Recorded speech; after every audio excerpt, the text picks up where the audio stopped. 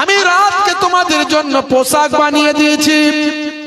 রাতটাকে তোমাদের জন্য পোশাক বানিয়েছি, পোশাক শরীরের সঙ্গে লেগে থাকে। খুব গুরুত্বপূর্ণ আলোচনা, মন দিয়ে শুনবেন, বেশি লম্বা করব না, সংক্ষেপে বলে শেষ করি। পোশাক আমার আপনার শরীরের সঙ্গে লেগে থাকে, রাতটাকে তুমি শরীরের সঙ্গে লাগিয়ে রাখো, অর্থাৎ রাতের বেলা অন্ধকারে এর ভিতরে থাকো। আরো ক্লিয়ার ভাবে আমার আপনার নবী জানিয়ে দেন, বুখারী শরীফের হাদিস 5624 নাম্বার হাদিস। হে তরুণ যুবকেরা, عن جابر أن رسول الله صلى الله عليه وسلم قال أطفئوا المصابيح إذا رقدتم। আল্লাহর নবী বলেন, যখন তুমি ঘুমাতে যাবে রাতের লাইটটা, আলোটা নিভিয়ে দেবে। কোরআনে যা বলা হলো, হাদিসে আল্লাহর নবী আরো সুন্দর ব্যাখ্যা করে দিলেন। স্বাস্থ্য বিশেষজ্ঞরা বলছেন 1450 বছর পর, বেশি উদাহরণ লাগবে না, কয়েকটি উদাহরণ দিচ্ছি, আসল কথায় ফিরে যাব, এবার শেষ লগ্নে চলে যাব।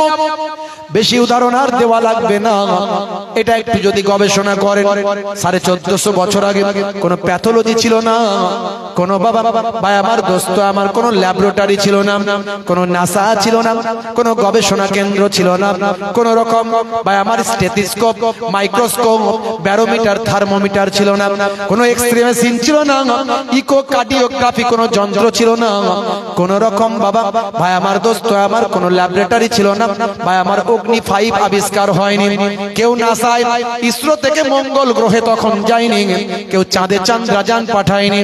হে তরুণ যুবকেরা, আরবের মানুষরা ছিল যাযাবর, পশুপালন করত, এক জায়গা থেকে অন্য জায়গায় যাযাবর জীবন যাপন করত। তৎকালীন যুগে একটু গবেষণা করুন, এই সব কথাগুলো কি সাধারণ কথা হতে পারে? এগুলো কি কোনো মানুষের কথা হতে পারে? সেই সময় আমার আল্লাহ জানিয়ে দিচ্ছেন, রাতকে তোমাদের জন্য পোশাক বানালাম।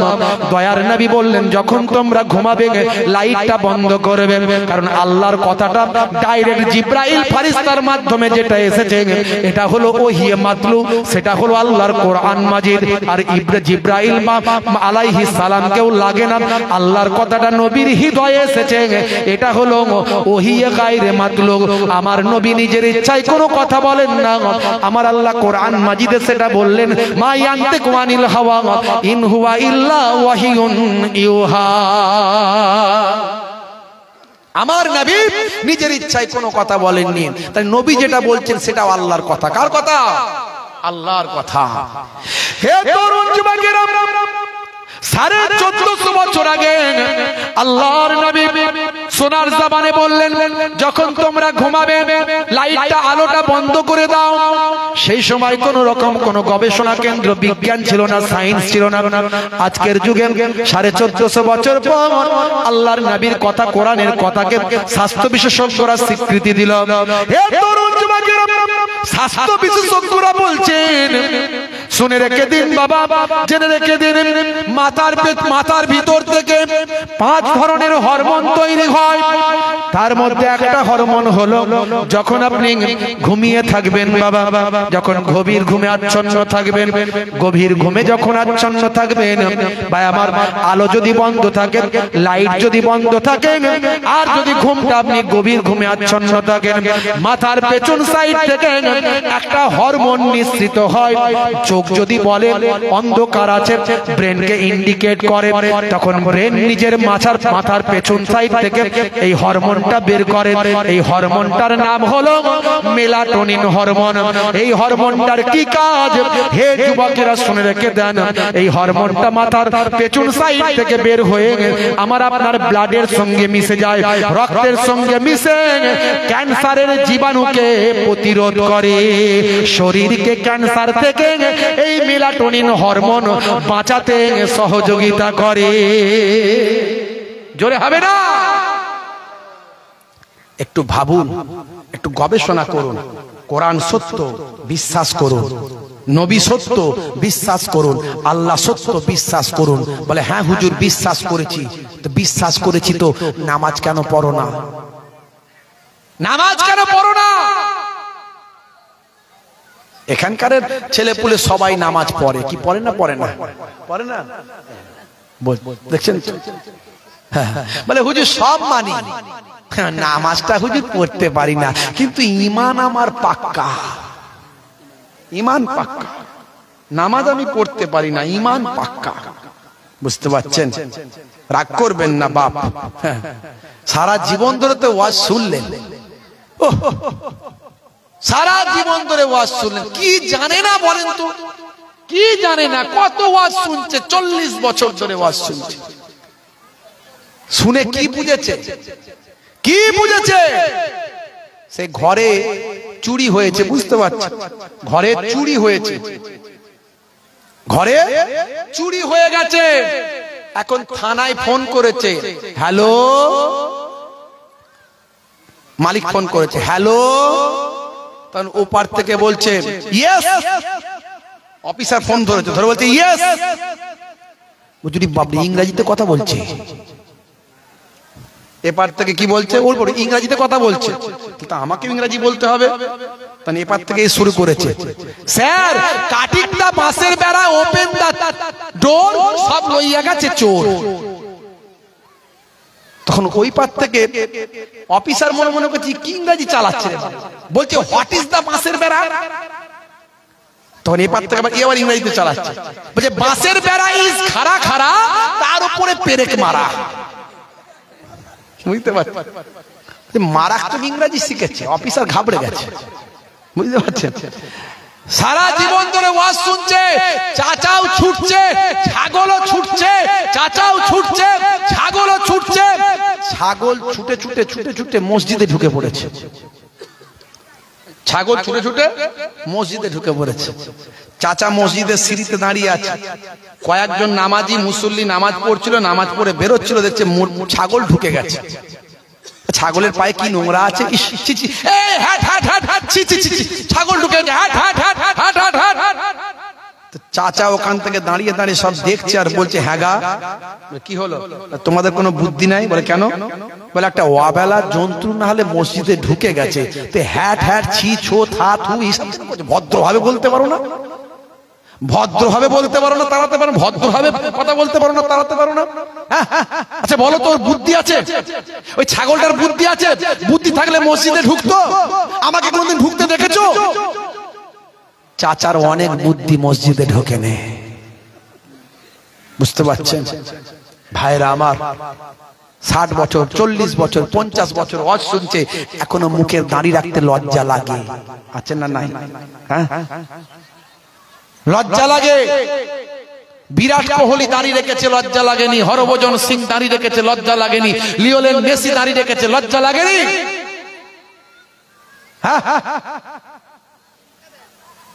সুন্নতি দাড়ি রেখেছে হাসিম আমলা, মঈন আলী খান, জুনায়েদ জামশেদ,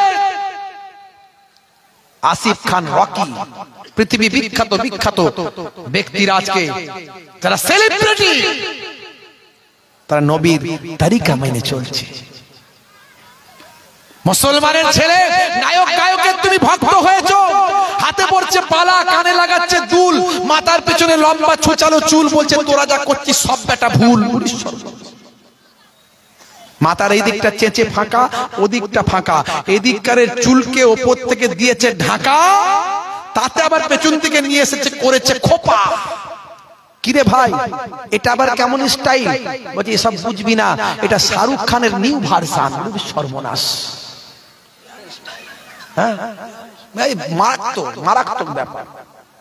মুসলমান স্কিন টাইট গেঞ্জি, জিন্সের প্যান্ট, জিন্সের গেঞ্জি, স্কিন টাইট গেঞ্জি, জিন্সের প্যান্ট, আবার প্যান্টের 3-4 জায়গায় ছেঁড়া। কিরে ভাই কি বলে? New fashion, new style. কি নাম তোমার? বলছে আমার নাম হুতো। হুতো কিরে ভাই? বলছে এখন জানেন না 2 অক্ষরে মডার্ন নাম চলছে, এখন অত বড় বড় সলিমউদ্দিন কলিমউদ্দিন চলে না, এখন 2 অক্ষরে হুতো গুতো। হ্যাঁ এসব 2 অক্ষরে নাম, 2 অক্ষরে। তো যাই হোক তোমার নাম হুতো বলে। হ্যাঁ গেঞ্জির বুকে কি? বলে জুতো। তো বুকেতে জুতো ছাপ নিয়ে ঘুরছো কেন ভাই? এত ছাপ থাকতে কত ছাপ আছে, জুতোর ছাপটা বুট জুতোর ছাপ হচ্ছে, এটাই নিউ ফ্যাশন, খোকা বাবুর জুতো বলে, উনি বাবা বাবা বিরাট দাম। সে কি মুসলমানের ছেলে নাম রেখেছে হুতো, গেঞ্জির বুকে লাগিয়েছে জুতো, ফারিস্তা বলবে আয় মারবো তোকে গুতো। মুসলমান হারাবেন না ঈমান। আমি হাসির জন্য বলছি না বাপ, বাস্তব কথাগুলো বলছি, একটু পরিবর্তন হওয়ার চেষ্টা করুন, হাত জোর করে বলি। আবার কোনোদিন আসামে আসতে পারবো কিনা জানি না, এই কথাগুলো একটু শুনে রাখুন। ইন্টারনেটে অনেক শুনেছেন ওয়াজ আমার, কারা কারা শুনেছেন হাত তুলে দেখান তো দেখি। তাহলে এত মানুষ ওয়াজ আমার শুনে ফেলেছে অলরেডি, দেখেছেন? হে তরুণ যুবকেরা, হে আমার বন্ধুরা, হে আমার মুরব্বিয়ানেরা, হে নারীরা, মায়েরা শুনে রেখে দেন। মায়েদের জন্য বলবো, মাগো স্বামীর খেদমত করবেন, স্বামীর দেখাশোনা করবেন। নবী বলেছেন যদি কোনো মহিলাকে বলতাম যে কাউকে সিজদা করতে হবে, তাহলে মহিলাদের বলতাম তোমরা তোমার স্বামীর পায়ে সিজদা করো। এই ওয়াজটা শুনে একজন বলছে হুজুর এটা কেমন কথা হলো, নারীদের সম্মানটাকে শেষ করে দিলেন কেন? বলছে ইসলামে বলেন যে নারীদের স্বাধীনতা দেওয়া হয়েছে, সম্মান দেওয়া হয়েছে, এটা কি সম্মান দেওয়া হলো? আপনার নবী নাকি বলেছে যদি অনুমতি দিতাম নারীদের বলতাম স্বামীর পায়ে সিজদা করতে, স্বামীর কাছে স্ত্রীর মর্যাদার কিছু থাকলো, তো নারীদের অসম্মান করা হলো। নারীদের সম্মান কি ইসলামে কিছু নাই? আমি বললাম আপনি যে লাইনটা বলছেন এই লাইনটার পরের লাইনটা কি আপনি দেখেছেন? কি লাইন? আমি এই বক্তব্যের পরের বক্তব্যটা কি আপনি শুনেছেন? বলে কি বক্তব্য? আমি এই বক্তব্যের পরের বক্তব্যে আছে, এই লাইনের পরের লাইনে আছে মায়ের পায়ের তলায় সন্তানের জান্নাত। জোরে হবে না? জোরে হবে না? তো মাটা পুরুষ না মহিলা? মাটা পুরুষ, তাহলে মায়ের পায়ের তলায় সন্তানের জান্নাত মনে হলো না যে নারীদের সম্মান ইসলামে কত দেওয়া হয়েছে?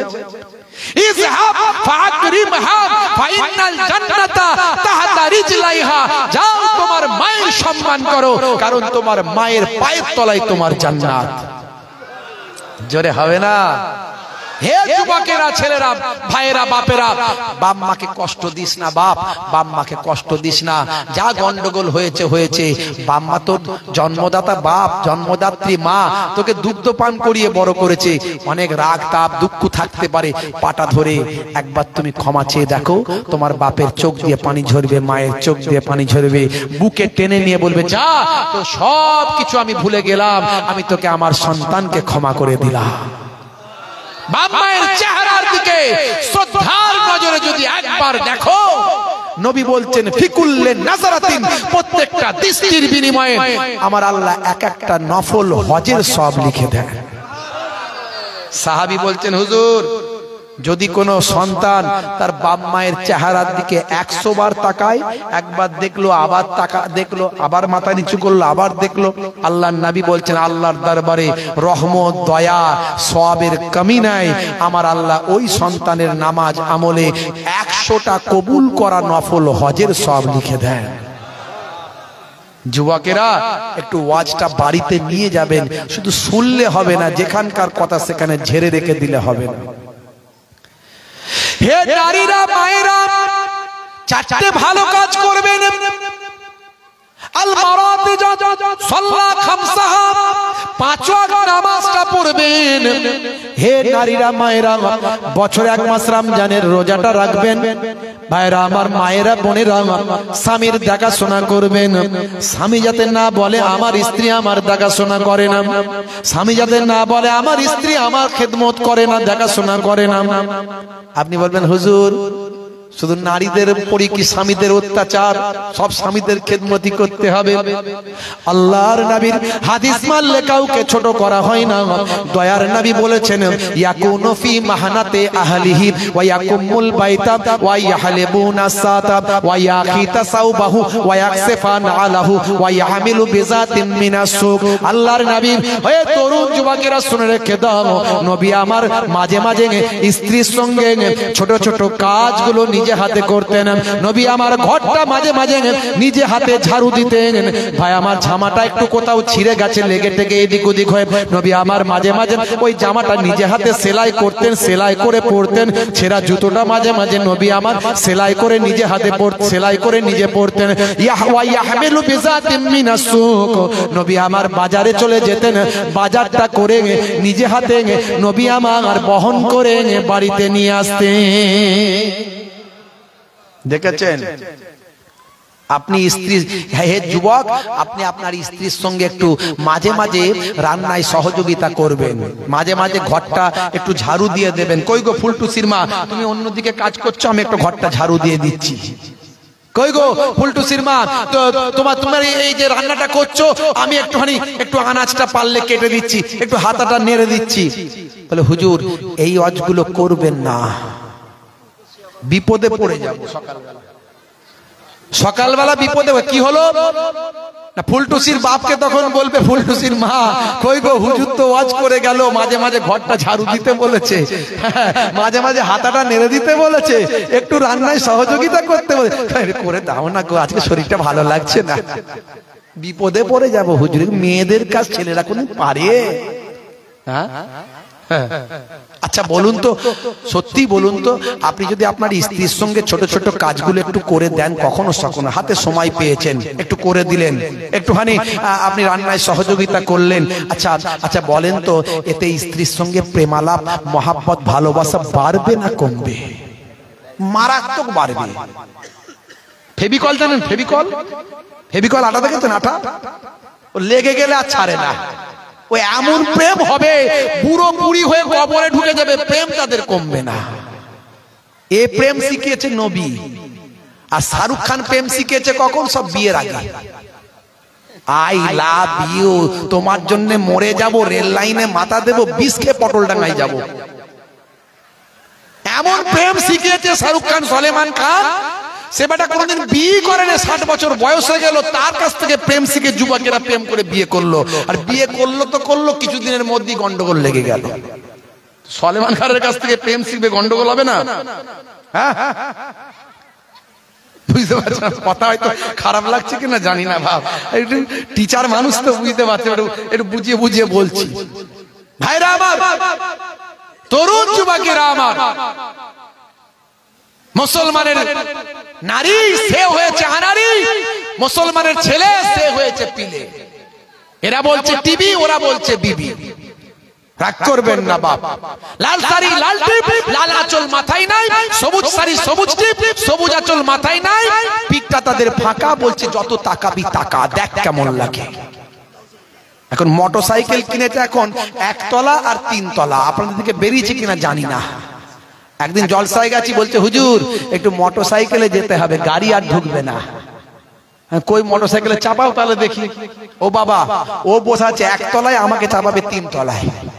আমি তোর ঘাড়ে চাপবো নাকি আমি? তুই বেটা আগে যা, আমি হেঁটে হেঁটে যাবো, যা।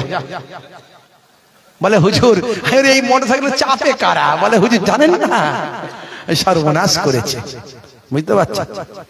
হাই রে হাই, লাল শাড়ি দিয়ে দেওয়া চলবে না, এটা কোথাও লেখা নাই। গায়ে হাতে ঠেকে যেতে, গায়ে হাতে আপনার চাপা দিয়ে ভালো করে আপনি পর্দার মধ্যে যেতে পারবেন না, কোথাও লেখা নাই। হে তরুণ যুবকেরা, হে আমার বন্ধুরা, শুনে রেখে দিন বাবা, বলিউডের একজন বিখ্যাত নায়িকা, নাম হলো সানা আলী খান। সানা আলী খানের কথা ভাইরা আমার ছোট্ট করে নমুনাটা দিয়ে, বেশি উদাহরণ দেব না, অনেক আলোচনা আমার কাছে। এখন যদি আলোচনা করি সকাল হয়ে যাবে। আপনারা রাজি আছেন? কারা কারা রাজি আছেন হাত তুলুন। ওরে বাপ রে বাপ, বিপদ সীমা ওভারটেক করে বেরিয়ে যাচ্ছে। হে তরুণ যুবকেরা, খুবই লম্বা চওড়া নাই, সংক্ষেপে 15 বছরের নায়িকা, বলিউডের বিখ্যাত নায়িকার নাম হলো সানা আলী খান। ভাইরা আমার, অনেকেই হয়তো তাকে চেনেন, আমি তার লেখা, তার বিবৃতি, তার বক্তব্য ইন্টারনেটের মাধ্যমে তার লেখা আমি পড়েছি, পেয়েছি। আমাকে অনেকে বিভিন্ন রকম তথ্য পাঠায়, জানতে পারি। হে তরুণ যুবকেরা, সানা আলী খান পৃথিবী বিখ্যাত একজন বলিউডের 15 বছরের নায়িকা, একজন মডেলিং করতেন, মডেলার। তিনি একজন ভায়ামাঙ্গার কোটি কোটি টাকার সম্পদের মালিক। তার একটা অটোগ্রাফ নেওয়ার জন্য মানুষ পাগল। এত সম্পত্তি, এত টাকা, এত পপুলার একজন নায়িকা। হে তরুণ যুবকেরা, তিনি বিবৃতি দিয়ে বলেন, আমি মুসলমান ঘরের সন্তান। একদিন আমি আরামের বিছানায় ঘুমিয়ে আছি, বাবা। এমন সময় আমার গভীর ঘুমে আমি আচ্ছন্ন। সেই সময় আমি দেখতে পেলাম, আমি ঘুমের মধ্যে দেখলাম আমি মারা গেছি। আমি মারা যাওয়ার পরে লোকে আমাকে, আমার আত্মীয় স্বজন আমাকে কাফনে ব্যান্ডিং করে দাফন করার জন্য কবরস্থ করেছে। হে তরুণ যুবকেরা, আমি চিৎকার করতে লাগলাম, বাঁচাও আমাকে, অন্ধকার কবরের ভিতরে রেখে যেও না। আমি চিৎকার করে বললাম, কিন্তু কেউ আমার কথা শুনতে পেল না। হে তরুণ যুবকেরা, হে আমার বন্ধুরা, ম্যাডাম সানা আলী খান বলেন, আমার আত্মীয় স্বজন সব আমাকে রেখে দিয়ে চলে গেল। যাওয়ার পরে হঠাৎ করে আমার কবরটা আগুনের কুণ্ডুতে পরিণত হলো। আল্লাহর নবী বলেন, ঈমানদারদের জন্য কবরটা হবে জান্নাতের টুকরা, আর বেঈমান মুশরিকদের জন্য কবরটা হবে আগুনের কুণ্ডু। আমার কবরটা আগুনের কুণ্ডু হয়ে গেল, সারা শরীরটা আমার পুড়তে শুরু করলো। আমি যন্ত্রণায় ছটফট করতে লাগলাম, চিৎকার করে বললাম, বাঁচাও। আমি দেখতে পাই আমার ফ্যান ফলোয়ার্সদের, আমি দেখতে পাই আমার আত্মীয় স্বজনদের, কেউ কিন্তু আমার দিকে তাকায়নি, আমার দিকে কেউ লক্ষ্য করেনি। আমার সারা শরীরটা পুড়ে যাচ্ছে, কয়লার মতো কালো হয়ে যাচ্ছে। আমি চিৎকার করে কাঁদছি, চেঁচাচ্ছি। এরকম বহু সময় পর আমার হঠাৎ করে ঘুমটা ভেঙে গেল। আমি বিছানার উপর বসে বললাম, আমি ভাবলাম, হাই রে হাই, আমি মারা তো যাইনি, আমি তো বেঁচে আছি।